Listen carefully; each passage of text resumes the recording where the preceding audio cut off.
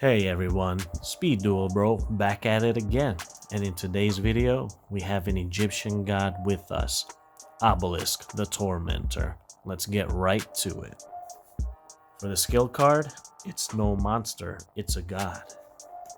For monster lineup, we have 3 Breakers, 3 Old Vindictive Magicians, and 1 Obelisk the Tormentor.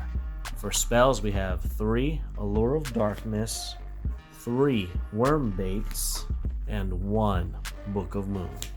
For traps, we have 3 Swamp Mirrors and 3 Quantum Cat. Now on to how to win with the deck / strategies. Before we begin, let's go over these 4 cards. So let's read this card. It's no monster, it's a god. Activate this skill during your main phase. Discard any number of cards, minimum 1.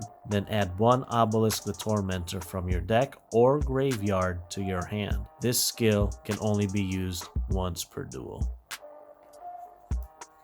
This skill right here is what makes the deck viable, simply because we have access to Obelisk any time of the duel. So if we have these combination of cards opening hand, we can pull Obelisk within the first couple of turns. Next, we have Quantum Cat.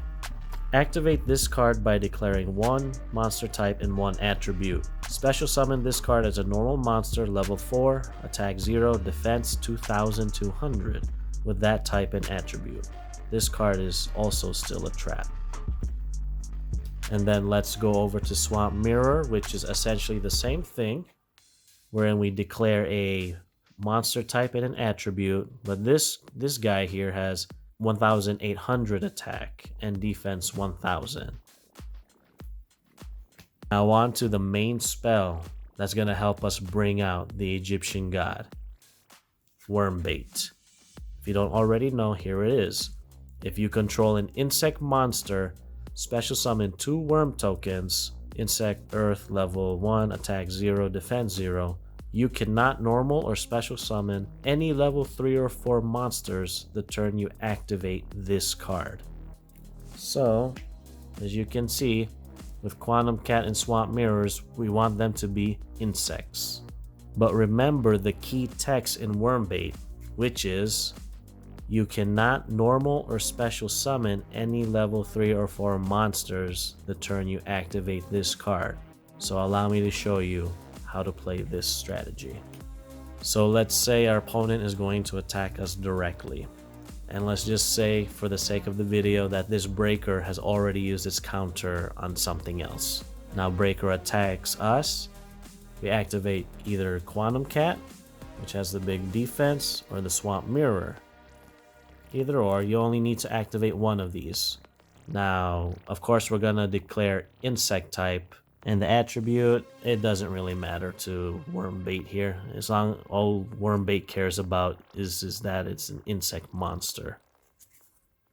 But the main point that I'm trying to make here is that we have to activate these trap cards on the opponent's turn. So depending on the situation, whether you're gonna let your opponent attack you directly or not, because sometimes what if the opponent's monster is stronger than both of these guys here? Well, we're just gonna have to end phase activate. But the main thing is we have to activate these trap cards on the opponent's turn. That way, come our turn, Worm Bait can go off. So now it's our turn. We're gonna activate the Worm Bait. And then here are the tokens. 1, 2. And now we can bring out Obelisk by activating the skill. And that's that, everyone. Once we bring out Obelisk, I'd like to say 90% of the duel is ours now.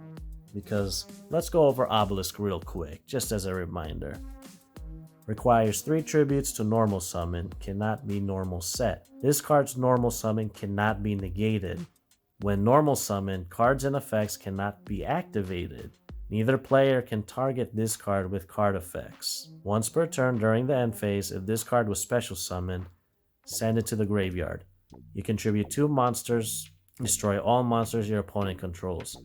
This card cannot declare an attack the turn this effect is activated. But the key text here, everyone, is neither player can target this card with card effects. And I'd like to say, majority of the cards in the Speed Duel card pool target. So meaning once Obelisk is out, oh, the opponent will be tasting nothing but Fists of Fate.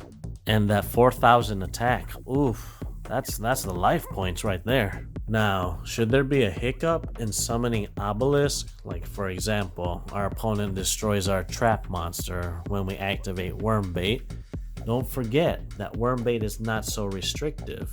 Don't forget the text, you cannot normal or special summon any level 3 or 4 monsters the turn you activate this card.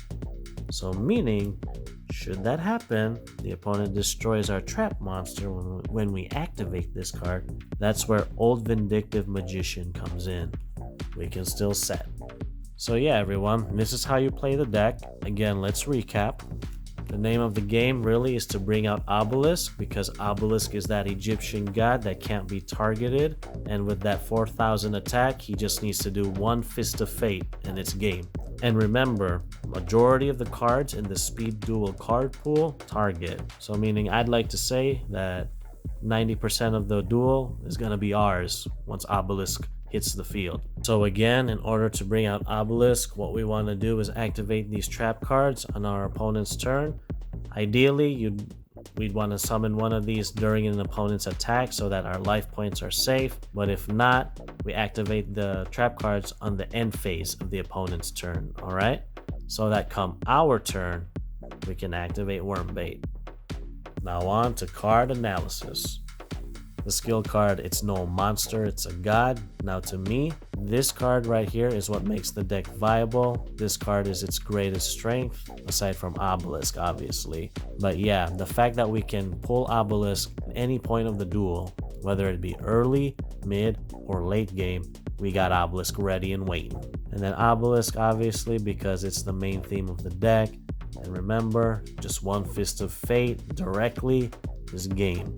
And again, for the third time in this video, I believe that majority of the cards in the Speed Duel card pool target, and Obelisk just says no to that. And then we play Breaker. Okay, before we continue this, I'd like to go over these three cards right here: Breaker, Old Vindictive, and Allure. Now obviously everyone knows why we play Breaker, because it's a 2-for-1. You get a monster and you can pop back row. And then Old Vindictive, he just happens to be the dark version of Man-Eater Bug, which in turn helps with Allure of Darkness. Now these 9 cards right here, Breaker, Old Vindictive, and Allure, I like to call that the Allure Darkness engine. And it's because of this engine, it's gonna help us get to these pieces of the deck. Because really, we just have to get to Wormbait and Swamp Mirror and Quantum Cat. Either Wormbait with one of these trap cards. And these 9 cards help us achieve that while holding down the fort. Meaning Old Vindictive can destroy our opponent's monster, and if there's any pesky Zomas, Breaker's got our back. And the fact that we have 6 targets for Allure of Darkness, meaning Allure of Darkness should be a live card most of the time. This engine right here just does wonders for the deck. It makes it a lot more consistent. So yeah, that's why we play these cards. And then the one Book of Moon, because ideally what we want to accomplish with this Book of Moon, that one Book of Moon, is we hope to be able to reuse Old Vindictive Magician. So if we can use Old Vindictive twice, why not? And then Wormbait, Swamp Mirror, and Quantum Cat, it's the bread and butter play of the deck. Now, where does this deck rank on the power scale? In my humble opinion, this deck is casual.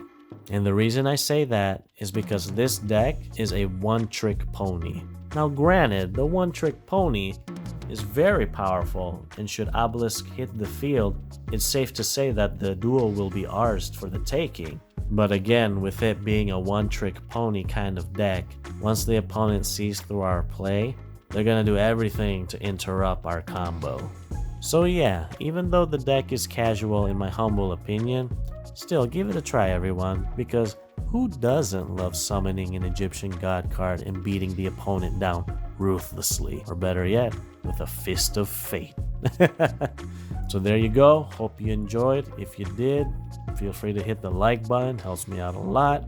And if you enjoyed me, the speed duel bro, feel free to subscribe, because if you love speed duels, I'm sure you'll love me too. And never forget, and always remember, that whatever deck I build, I always play to win. Thank you for watching, and I'll see you all in the next one. Peace.